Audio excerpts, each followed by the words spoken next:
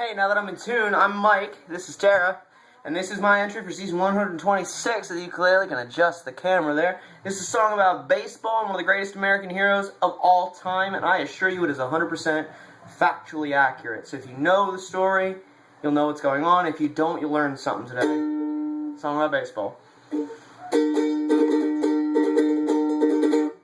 Kenesaw Mountain Landis was a bad mother trucker. He was 17 feet tall, he had 150 wives. He didn't do that much except he saved the game of baseball. He put two and two together and he noticed it was four. Treachery of Shoeless Joe can't hurt us anymore, and he'll always be remembered as Kenesaw Mountain Landis. Shoeless Joe Jackson was a fielder for the Black Sox, and he always wore his black socks, but he never wore no shoes. He weren't the nicest fella, and he had a couple problems, and he drank a lot, and he beat his wife, and he always acted rude. Killed and ate some babies, and he copped an attitude. The one man that he hated most was Kenesaw Mountain Landis. Mafia said, Shoeless Joe, you should really run this show. You should be the guy who owns baseball. All you really gotta do, help us make a buck or two. We'll bet on the other team you'll lose the game, but make it seem that nothing could be further from the truth. Shoeless Joe did what they said, and he dropped a couple fly balls, and he walked up to the pitcher, and he poked him in the eye.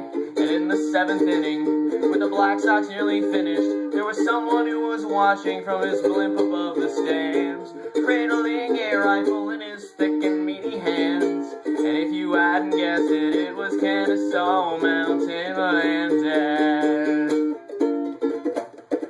Kenesaw said, drop that glove, or I swear by God above, I'll make you regret playing baseball. Shoeless Joe looked up and saw that silver rifle's gaping maw.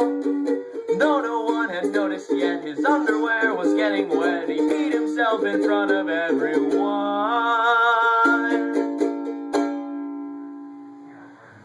Alright, I know that bit is not true, but I like to think that it's true in the spirit.